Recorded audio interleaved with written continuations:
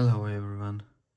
So as you may guess, I have a new project and this is MN82 and basically I want to make this scale again as my other projects, and basically what I didn't like is that the wheels were way wider than the body, so I wanted to put them inside, and it's already assembled because I was trying to trim the axle and successfully damaged it.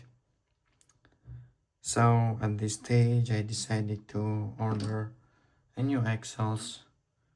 This is from TRX4M, but the thing is that I'm trying to actually make this tight this with the original parts, and yeah, I have put some rubber here actually and made some adjustments on this part actually with 2 screws, and there's a rubber from a pen. Actually I just cut it from here and put on this to make it tighter, and I'm going to just put it like this and tighten from the other side, and the same is with the other one, but this one was not so perfect, so I added some plastic parts here as well to fit it.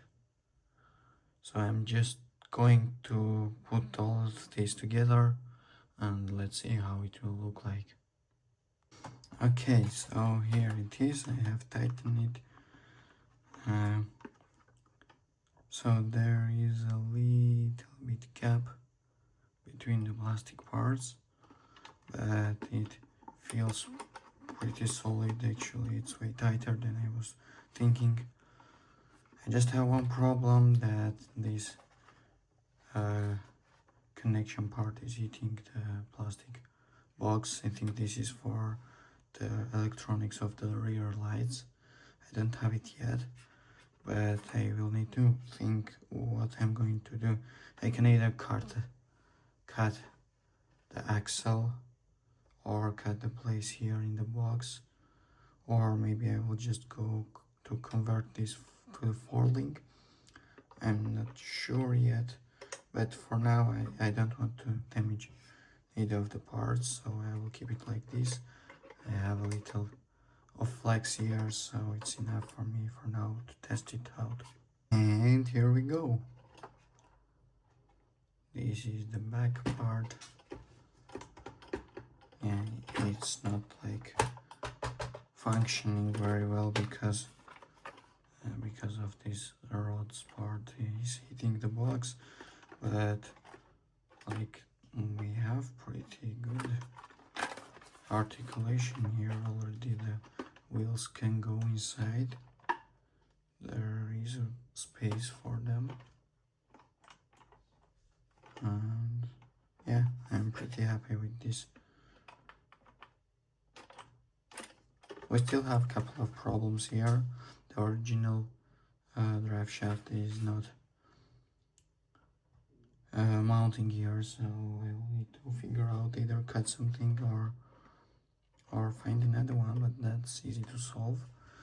And for the front, I actually ordered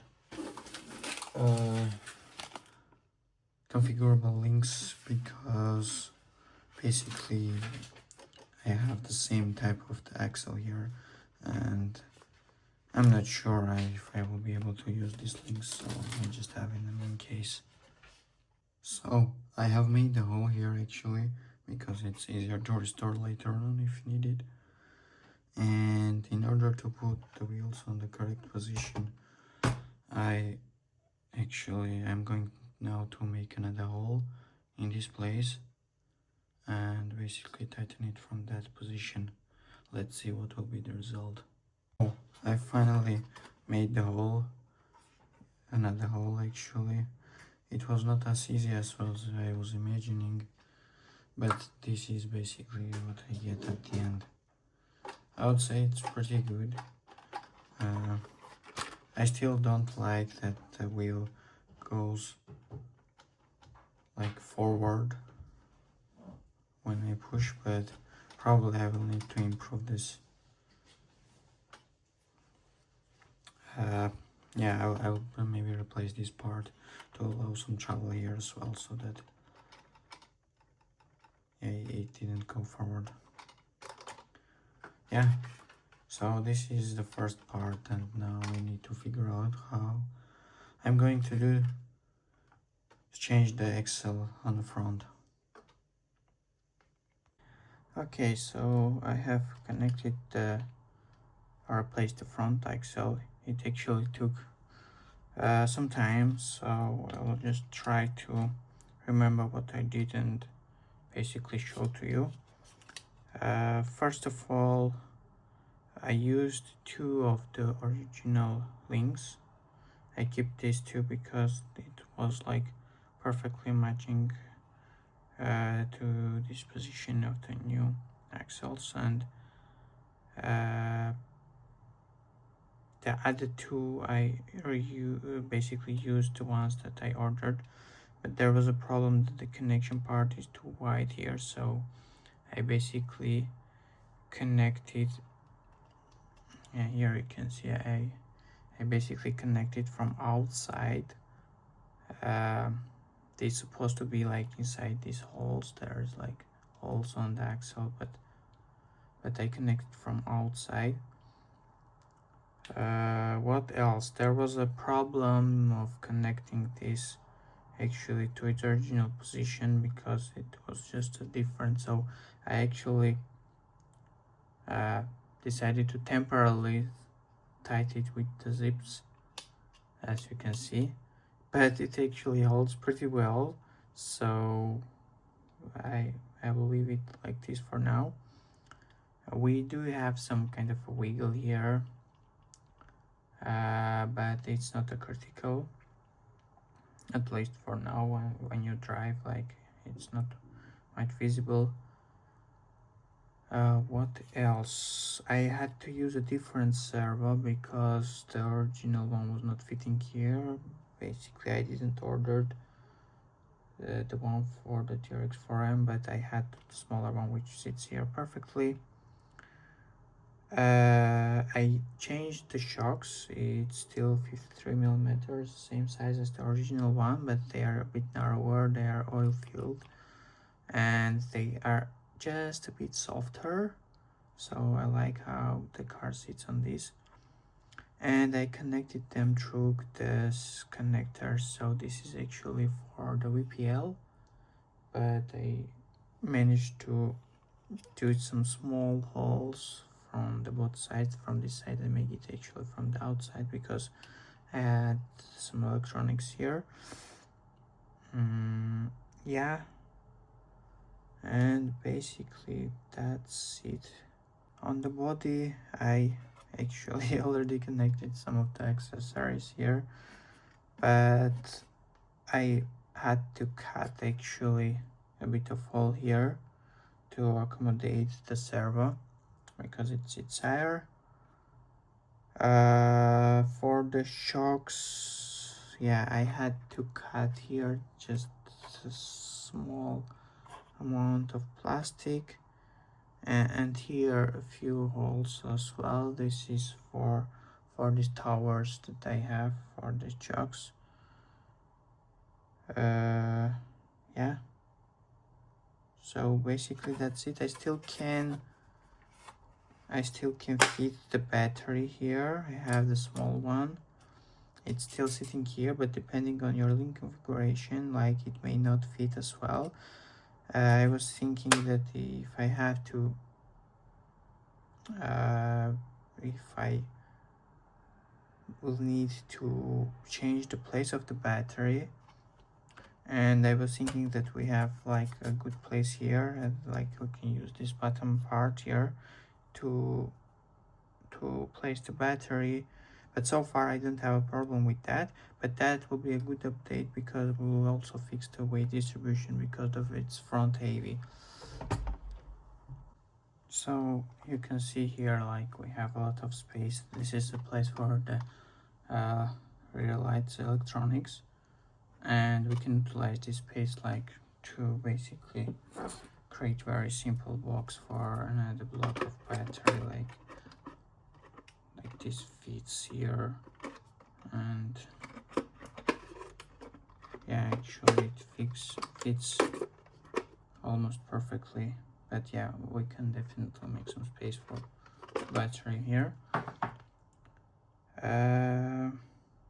Yeah, and for the battery right now, this is how it looks like.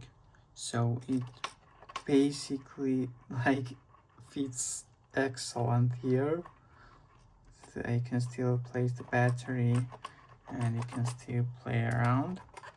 In terms of how it looks from the side, here it is, and this is exactly how I like it. In terms of articulations, like the wheels can go inside actually, and on the rear as well. And we had an issue actually of the rear wheel position. It was going too much forward because I didn't have the shaft here. So when I added the shaft, it became more or less normal. Like this is how it is right now, but actually when we try to articulate like manually, it's not going so much forward. So I kind of like it as it is now, and I will not change it for now. With these axles and the servo, actually we have a pretty good turning angle. I am pretty happy with this, and let's see how it's performing. Oh yeah, we have a bit of a problem with the ground clearance, but that's expected. So yeah, as you can see, the weight is not enough for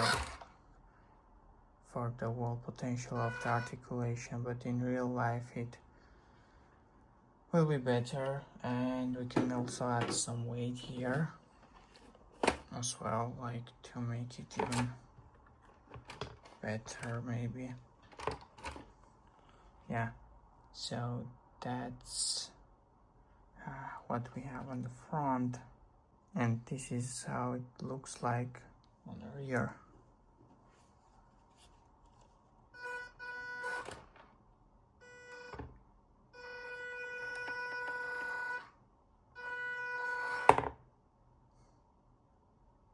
And it's still going inside, but I guess this is more or less all the potential we can get with this configuration. I'm very excited to take it outside.